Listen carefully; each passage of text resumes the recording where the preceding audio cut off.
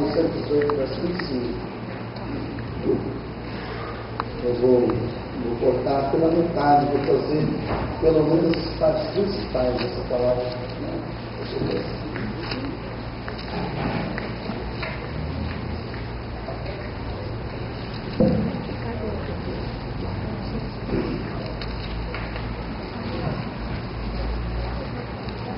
Salmo 118, versículo 25. Salva, ó Senhor. Nós te pedimos, ó Senhor. Nós te pedimos, prospera. Ó, salva-nos, Senhor. Nós te pedimos. Ó Senhor, concede-nos prosperidade. O salmista orou pedindo prosperidade. Se o salmista, o maior adorador do mundo, considerado pelo próprio Deus, pediu prosperidade, significa que não é errado pedir prosperidade, porque você não vai ver nenhum versículo condenando Davi por isso.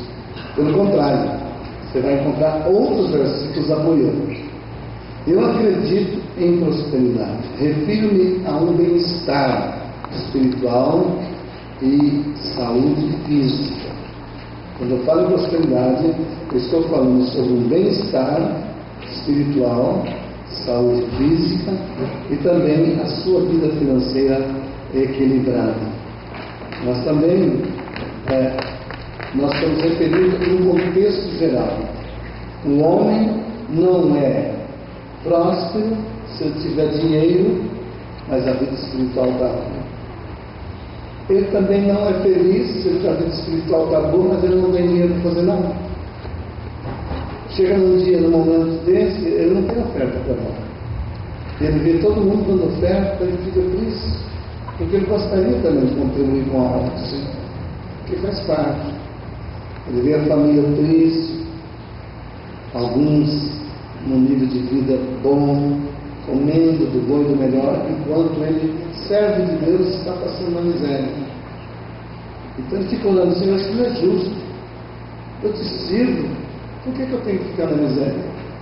Então, meus queridos, o apóstolo João, quando ele escreve na terceira carta de João, no versículo 2, que ela só tem um capítulo, no versículo 2, o apóstolo João declarou: amado, desejo que te vá bem em todas as coisas e que tenha saúde, assim como bem vai a tua alma.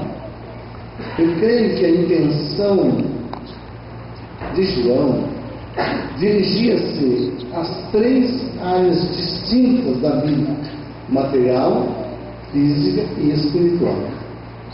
Seu ardente desejo, o ardente desejo do apóstolo João, o apóstolo do amor, o apóstolo que mais viveu sobre a terra, foi o único que chegou a mais de 96 anos e que não morreu por morte de martírio, embora tivesse sido submetido aos piores martírios.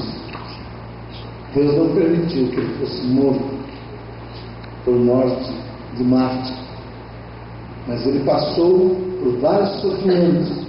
E ele que escreve: seu ardente desejo era ver-nos crescer, florescer, isto é, prosperar em todos os aspectos da nossa vida.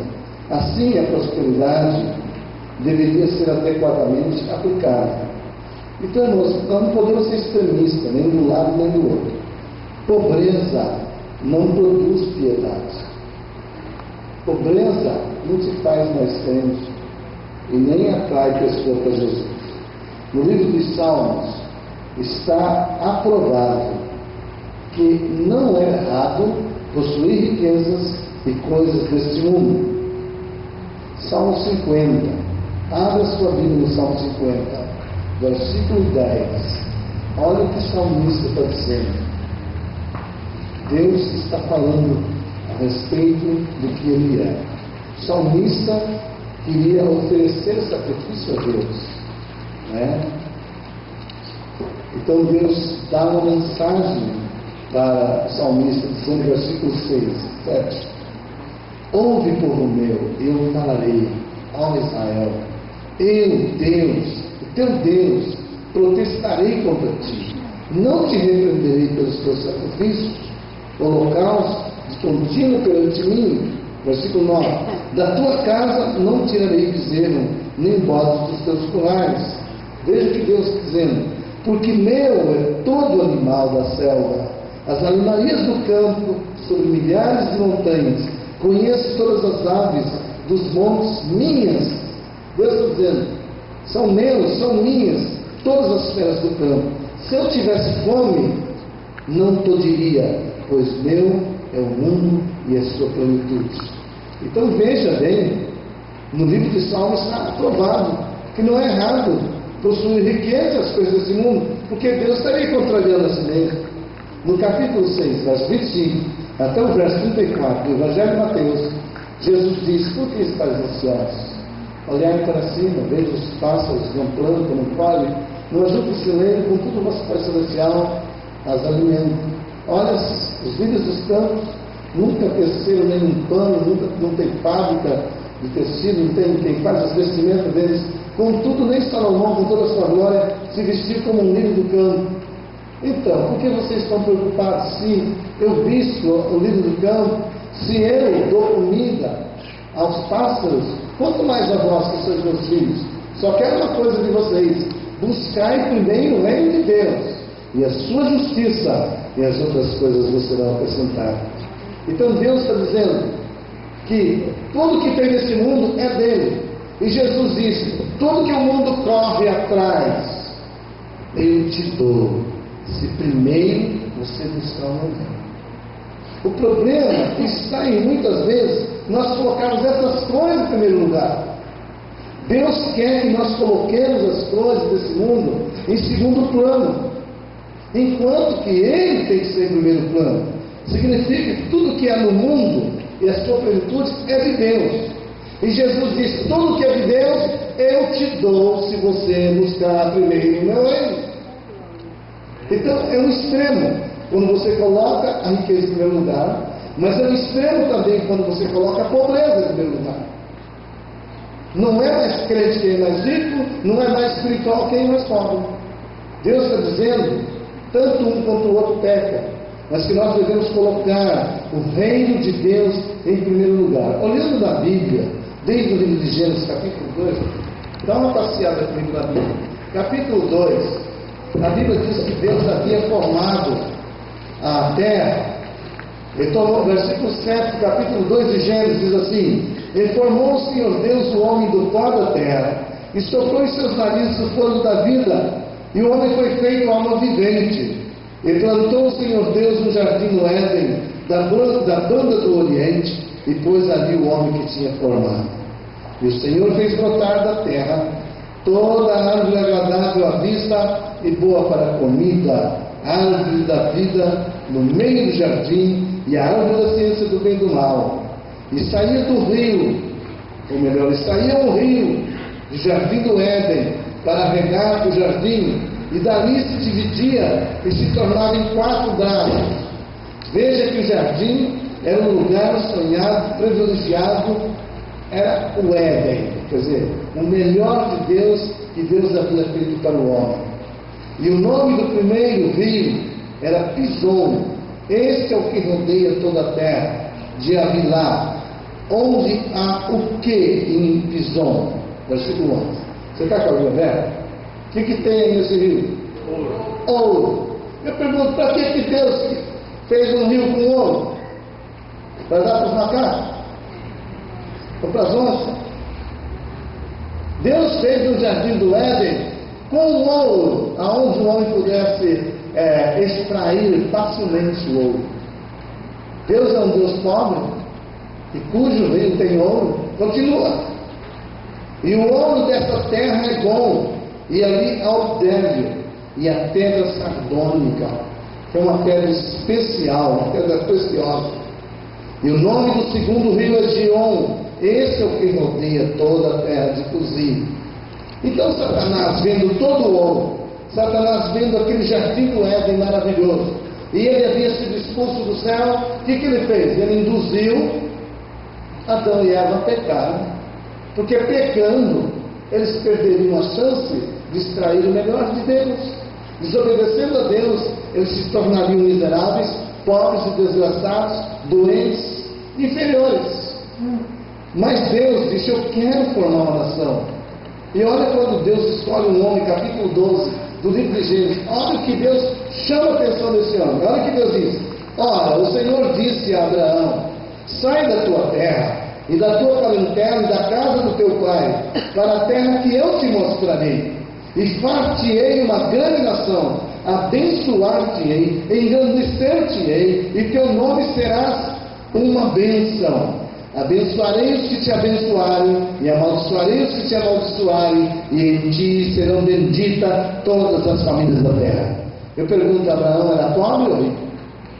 A Bíblia diz que Abraão já era rico, e Deus o chama para torná-lo mais rico.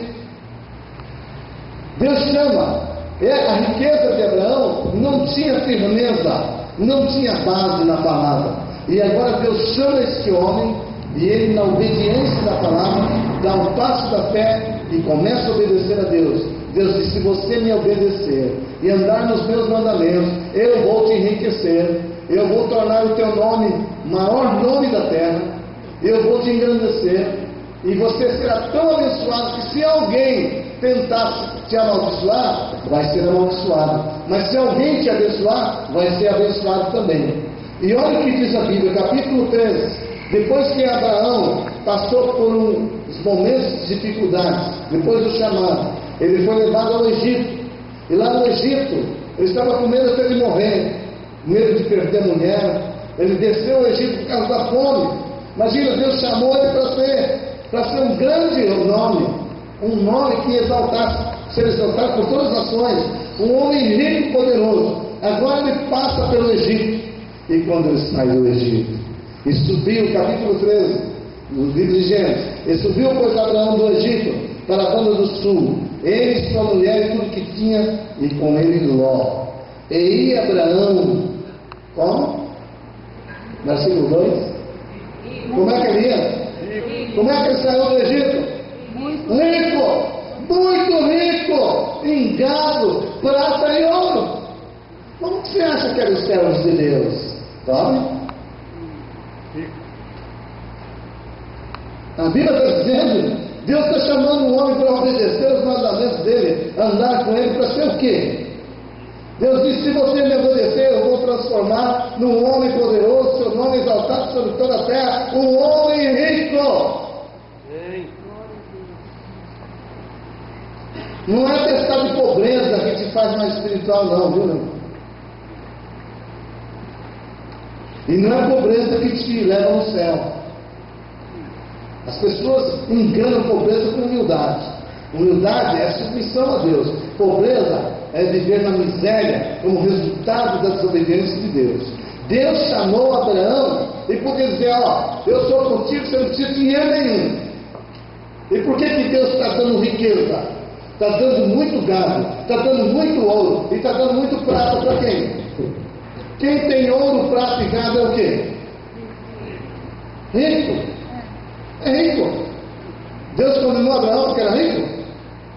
Pelo contrário, fez o rico, mais rico ainda. E Abraão muito rico em gado, prata e ouro. Eu acho que esses versículos não precisam de interpretação. Precisa que eu interprete para você? Gênesis 3:2. E Abraão era rico em prata, e ouro, e gado? Não precisa. No livro de 1 Reis, capítulo 10, é narrado que a rainha de Sabá resolveu visitar o rei Salomão para ver se realmente, aquilo que falavam dele, que ele era um homem rico, que ele era um homem sábio, se o que ela ouvira dizer, se era verdade. Capítulo 10, verso 7, vamos ver o diagnóstico, a avaliação da rainha de Sabá pela vida de Salomão. Capítulo 10, versículo 7, diz aí o texto: E ela, rainha de Sabá, depois que ela viu todo o seu trono, depois que ela viu tudo, né? Vamos começar do 4. Vendo, pois, a rainha de Sabá toda a sabedoria de Salomão, e a casa que edificara, e a comida de sua mesa, o assentar dos seus servos, o estar dos seus criados, os vestidos deles, os seus copeiros, a sua subida, pela qual subia a casa do Senhor, não houve mais espírito, não. E disse ao rei: foi verdade a palavra que ouvi na minha terra, das tuas coisas e da tua sabedoria. E olha a avaliação dela. E eu não cria naquelas palavras, até que vi. E os meus olhos o viram, e eis que me não disseram metade. Sobrepujaste em sabedoria, bens e fama, aqui ouvi. Salomão, você é o dobro daquilo, da fama que eu te ouvi. Bem-aventurado, bem-aventurados os teus homens, felizes são esses teus servos, que estão sempre diante de ti, que ouvem a tua sabedoria. Bendito seja o Senhor, pelo teu Deus, que te teve agrado de ti, para te pôr no trono de Israel, porque o Senhor ama Israel para sempre. Por isso estabelecerei rei para fazer juízo e justiça. E ela ainda deu ao rei 120 talentos de ouro, muitíssimas especiarias, pedras preciosas. Nunca veio especiaria em tanta abundância como que a rainha de Sabá deu a Salomão. E aí você vai ver uma série de outras riquezas. E Salomão, versículo 14, assim: e era o peso do ouro que se trazia a Salomão cada ano 666 talentos de ouro. Deus algum dia falou que Salomão era valente? Ele era rico demais? Pelo contrário.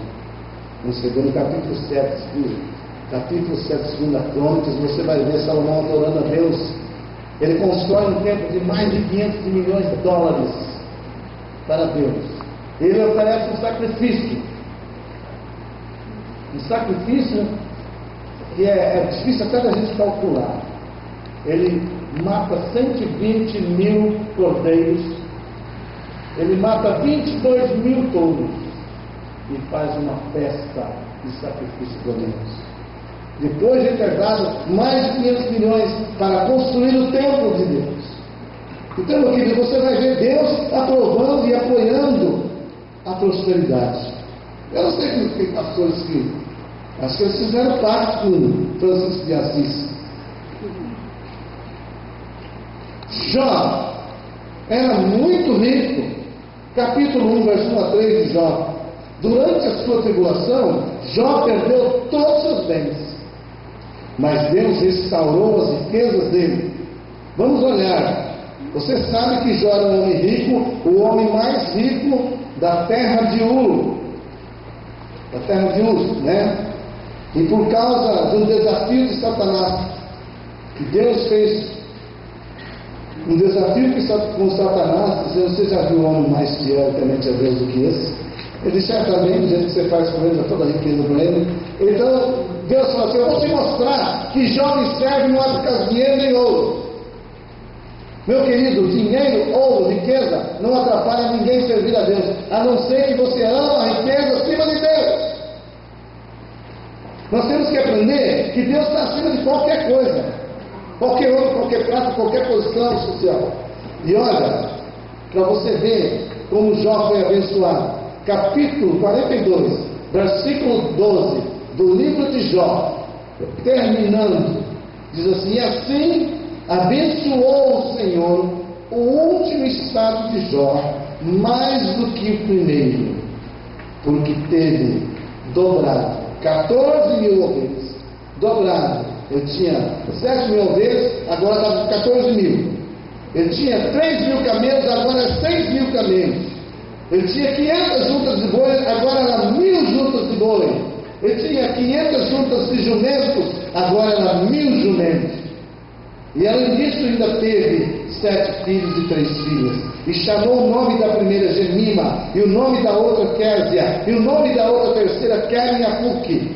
E em toda a terra não se achou mulher tão formosa como as filhas de Jó, e seu pai lhes deu herança entre seus irmãos. E depois disso, Deus ainda deu para Jó, ele viveu 140 anos, e viu seus filhos, filhos de seus filhos, até a 4ª geração. E morreu Jó, velho e farto de dias, rico, poderoso, viveu quanto quis, e não precisou ficar doente para morrer. Você está entendendo? Porque a riqueza é bom quando você pode desfrutar tudo dela. Ficar esclerosado numa cama, dependendo de filho e neto, não adianta nada essa riqueza. Mas Deus lhe deu a riqueza em todos os sentidos: riqueza material, financeira, riqueza espiritual. Que ele diz: antes eu te conhecia de ouvir, mas agora os meus olhos te veem. Jó teve uma experiência profunda com Deus através da riqueza. Jó se tornou um homem dobrado daquilo que ele tinha, o dobro da riqueza que ele tinha. Então, riqueza e prosperidade não atrapalham ninguém que tem Jesus em primeiro lugar. E Deus quer que você prospere. Se você não prosperar nesse ano, a culpa não é minha. Eu estou dizendo para você o que a Bíblia diz, no capítulo 26, versículo 5 de 2 Crônicas: eu vou provar para você que servir a Deus e guardar os seus mandamentos traz prosperidade, sim. Alguém disse assim: você vai para a igreja para ficar rico? Diga também. Pergunta para o seu irmão: você vai para a igreja para ficar rico? Responde para ele também.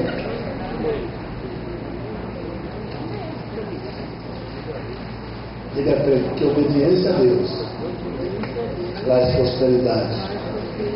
Olha aí na sua Bíblia, 2 Crônicas, capítulo 26. Olha o que diz a Bíblia aqui. Começando pelo primeiro versículo.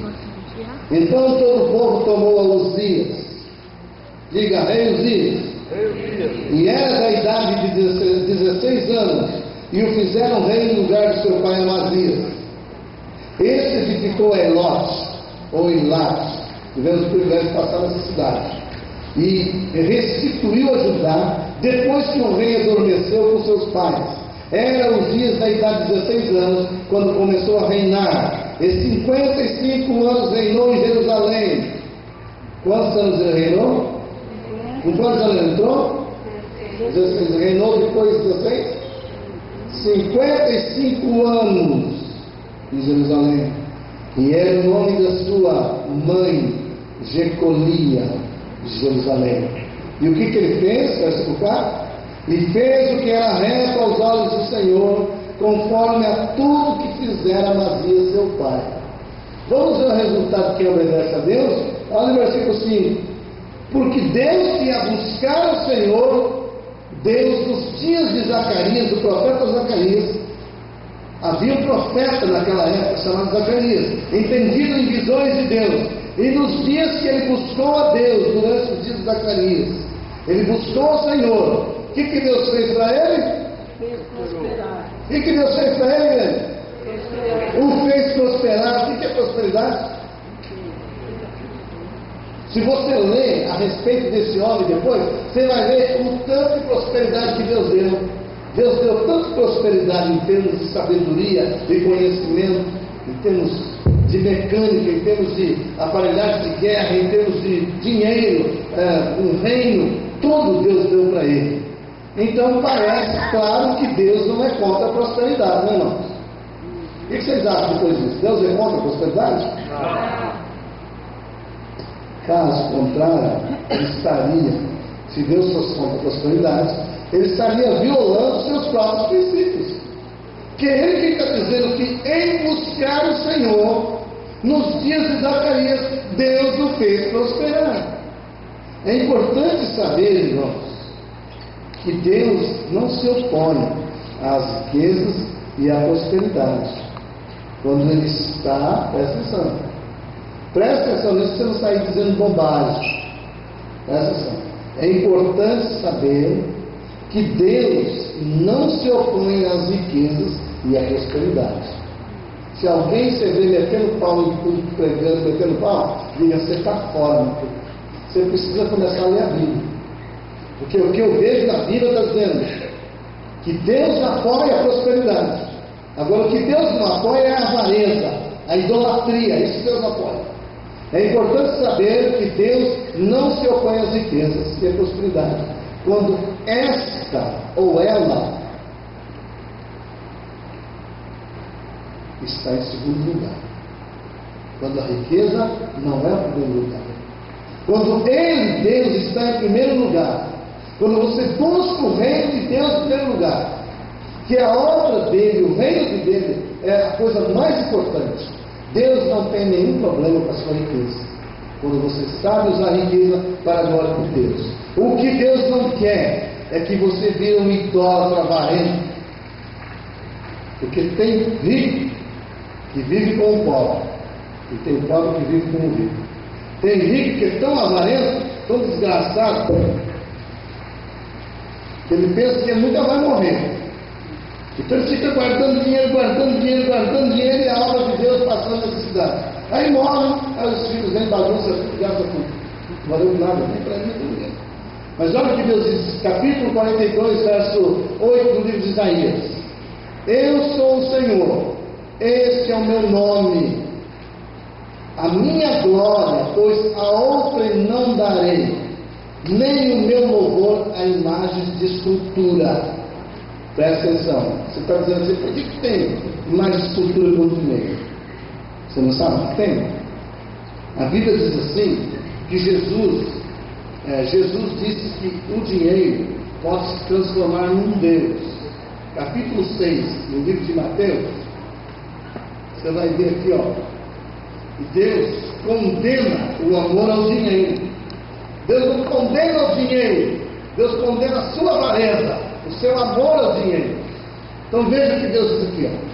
Por isso vos digo, capítulo 6, versículo 24, diz assim: ninguém pode servir a dois senhores, porque há de odiar a um e amar o outro, ou se dedicará a um e desprezará o outro. Não podeis servir a Deus e a Mamon. Você sabe como é que se chama o pai da riqueza? Sabia como é que é chamado o ídolo do pai da riqueza? Chama-se Mamon. Adoração a dinheiro é adoração a Mamon. E Mamon se torna um adversário de Jesus. Por isso Jesus disse: buscai primeiro o meu reino. Eu tenho que estar em primeiro lugar. Se eu não estiver em primeiro lugar, seu dinheiro não vale nada. Deus disse que Ele não tem nenhum problema de dar dinheiro, dar prosperidade e te abençoar, desde que você coloque o reino dele em primeiro lugar. O que Deus não quer é que você fique rico, busque a riqueza, consiga a riqueza e aí fica arrogante, cheio de orgulho, exibido e pensa que é dono do mundo. Aí Deus fala: você está atrás de mim, porque eu não vou admitir que a minha adoração seja dividida com dinheiro, porque você está adorando o dinheiro acima da minha obra. Tem crentes que quando não tem dinheiro, eles são dizimistas, são fiéis ofertistas. Começou a ganhar dinheiro, já não dá mais dízimo, já não dá mais oferta, eles cortam. Como é que Deus vai abençoar um cara desse? Aí ele fala: mas eu estou ganhando dinheiro. Só que você não vai deslanchar mais. Deus vai parar por aí. Sabe por que Deus parou? Sabe por que a fonte parou? Você não aumenta, sabe por quê? Por causa da sua desobediência. Porque quando Deus começou a te abençoar, você fez igual o irmão Edgar. Dá 10 reais para Deus é fácil. Dá 100 também, 1.000 também. Mas agora eu tenho que dar 3.000 de dízimo. Isso é muito dinheiro. Não vou dar não. Então Deus, para que Deus vai abençoar uma pessoa dessa? Ele não vê Deus, o reino dele, Ele vê o amor daquela pessoa pelo dinheiro. Então, por isso, aquele que ama o dinheiro jamais se satisfará do dinheiro. Dinheiro não é solução do seu problema. Dinheiro é um auxílio. Dinheiro ajuda certas coisas, mas não soluciona o seu problema. Mas com o dinheiro, se você souber usar, você pode ganhar almas. Você pode fazer o reino de Deus crescer. Você pode amenizar a dor e o sofrimento de alguém. Muita coisa você pode fazer. E talvez se alguém que não conheceu Deus, vai conhecer Deus através de você, pela sua bondade, por você ter cooperado numa hora de necessidade com essa pessoa. Aí ele vai querer o seu Deus, porque ele viu em você alguém superior a ti. Então, meu querido, Deus quer te abençoar, mas Ele quer que você entenda que o reino dele está em primeiro lugar. Deus não tem nenhum problema de te abençoar financeiramente. E Deus quer te abençoar. Todos os grandes homens de Deus foram homens que tiveram posses. Todos os homens que Deus chamou para fazer a obra dele eram homens que, se não tinham posses, começaram a ter. Porque eles amavam a Deus e eles eram capazes de meter a mão no bolso e fazer o reino de Deus crescer. Deus quer fazer esse ano alguns empresários da nossa igreja. Amém. Glória a Deus. Deus quer abençoar, Deus quer derramar uma avalanche de bênçãos. Deus não ia mostrar uma carruagem cheia de ouro nessa igreja, aqui no meio dessa igreja, e dando vasilhas de ouro para você pegar a quantia de ouro que você quisesse, dependendo da sua fé. E Deus fez isso por esse ano todo, falando conosco o que Ele quer te abençoar nesse ano. Porém, se o ouro vai fazer você pecar, é melhor que você não tenha mesmo. E você é um avarento, um idólatra, porque amar o dinheiro chama-se idolatria, que tem o nome de avareza. O avarento é o homem que ama o dinheiro acima de Deus. Entendeu? Nós temos idólatras que adoram ídolos, de todos os tipos. Mas existe um outro idólatra que chama avarento. Ele ama o dinheiro acima de Deus. Quando chega na hora de contribuir para as coisas de Deus, ele sonega. Ele não é fiel. Então, por isso, Deus não tem que aumentar a sua renda. Mas tudo que Deus quer é que sua renda seja aumentada, para o reino dele crescer. Nós temos outros que nós podemos mostrar para você. Por exemplo, Jabes. Nós temos outros textos da Bíblia que diz assim: você faz isso, eu vou aumentar a tua renda. Você vai ver a oração de Jabes. Jabes orando: Senhor, aumenta a minha renda. E Deus aumentou. Deus não tem problema para aumentar a tua renda, mas Deus quer que você coloque o reino dele em primeiro lugar. E quando ele vê que você virou avarento, ele corta a fonte. Você fica naquilo que você está. Ele não vai tirar a bênção sua, mas só que você também não aumenta. Sabe que você podia crescer e fazer o reino dele crescer e se tornar uma vida confortável, abençoar o mundo, abençoar o reino de Deus e ser abençoado. Qual é o problema? Eu gostaria nessa noite, hoje é o primeiro dia do ano de 2011. Eu gostaria que você fizesse um projeto. Não peça muito não, mas peça coisas boas. Faça 3 pedidos no seu coração hoje. Se você quiser marcar, você pode estar marcando. Eu escrevi 3 pedidos aqui para Deus especial. Falei para ninguém. 3 pedidos que eu gostaria de ver realizar na minha vida. Você gostaria que Deus realizasse alguma coisa na sua vida esse ano? Então pense 3 coisas. Mas 3 coisas importantes, não precisa estar fazendo nada. Uma coisa boa, uma coisa importante, que vai mudar a sua vida, vai mudar a vida de outras pessoas, vai abençoar outras pessoas, vai encher o reino de Deus, coisas que vai fazer você crescer espiritualmente, e você quer mudar a história da sua vida. Você pode pedir na área espiritual uma coisa, na área emocional outra coisa, e na área física, material outra coisa. Quem sabe para você, o problema seu não seja prosperidade, seja fruto de enfermidade.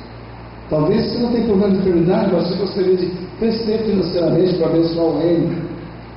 Não tem nada você pedir isso. Né? Se você crê, fique de pé. Nós vamos ver.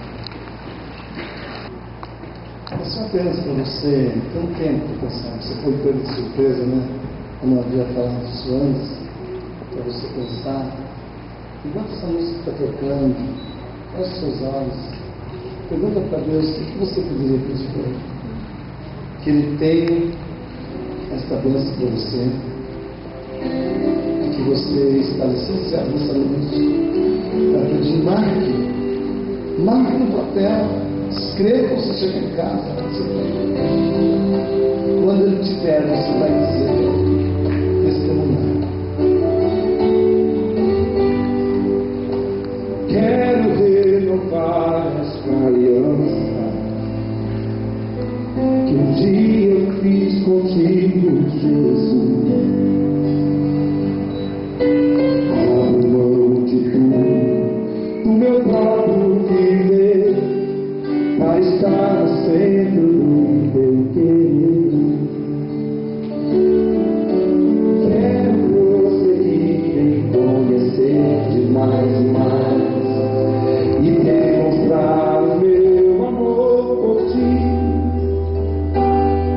Cuidarei do que é teu, cuidarei do que é teu, pois eu sei que sempre cuidarás de mim.